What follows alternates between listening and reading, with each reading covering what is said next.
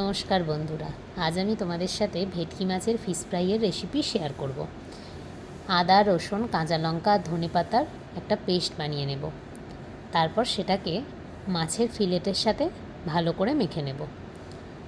এরপর এর মধ্যে দিয়ে দেব নুন আর সামান্য একটু লেবুর রস। তারপর একটা পাত্রের মধ্যে ডিম ফাটিয়ে নেব। একটা ডিম নিয়ে নিচ্ছি। এর মধ্যে দিয়ে দেব সামান্য একটু নুন আর সামান্য একটু লঙ্কার গুঁড়ো দিয়ে ডিমটাকে ভালো করে ফেটিয়ে নেব, যাতে নুন আর লঙ্কার গুঁড়োটা পুরো ডিমটার সাথে মিশে যায়। ফিশ ফ্রাইটা বাজারের থেকে অনেক সুস্বাদু খেতে হয়, তোমরা অবশ্যই একবার বানিয়ে খেয়ে দেখো। এবার দেখো, একটা পাত্রের মধ্যে নিয়ে নিচ্ছি ময়দা, কর্নফ্লাওয়ার 3 চামচ করে আর সামান্য একটু নুন আর গোলমরিচ গুঁড়ো দিয়ে মিশিয়ে নিয়েছি। আরেকটা পাত্রে নিয়েছি বিস্কুটের গুঁড়ো। এবার আমি মাছগুলোকে প্রথমে কোট করে নেব। দেখো, প্রথমেই আমি ময়দা আর কর্নফ্লাওয়ারের মিশ্রণে দিলাম, তারপর ডিমের গোলার মধ্যে ডুবালাম, তারপর বিস্কুটের গুঁড়োর মধ্যে কোট করছি। বিস্কুটের গুঁড়ো দেওয়ার জন্য ফিশ ফ্রাই মুচমুচে হয়।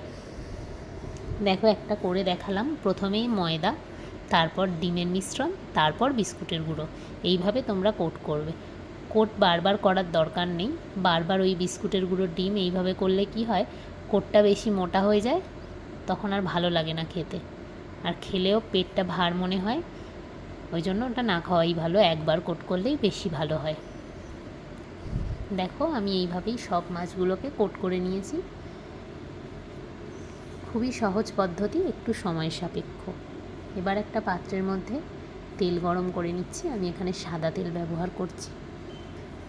সাদা তেলে যে কোনো ভাজাভুজি করলে সেটা খেতে বেশি ভালো লাগে। তেল গরম হয়ে গেলে আঁচটা কমিয়ে নেবে, তারপর মাছগুলো দিয়ে দেবে। মাছগুলো আঁচ কমিয়ে ভালো করে এপিট ওপিট লাল করে ভাজতে হবে। আঁচ বাড়িয়ে ভাজলে বিস্কুটের গুঁড়োগুলো পুড়ে যাবে, গিয়ে মনে হবে মাছ ভাজা হয়ে গেছে, কিন্তু ভিতর থেকে ভালো করে ভাজা হবে না, তখন মাছ কাঁচা থেকে যাবে, খেতে মোটেই ভালো হবে না। ওই জন্য আঁচ কমিয়ে এপিট ওপিট লাল করে ভালো করে সময় নিয়ে ভাজতে হবে। কিন্তু ভালো করে লাল করে ভেজে নিয়েছি। এবার আমি একটা ন্যাপকিনের উপর এগুলো তুলে রেখেছি। দেখো, আমার ফিশ ফ্রাই কিন্তু রেডি হয়ে গেছে। তোমরা অবশ্যই জানিও আমার এই রেসিপিটা কেমন লাগলো। যদি ভালো লাগে কমেন্ট করো, আর অবশ্যই বাড়িতে বানিয়ে খেও। আজকের মতো টাটা।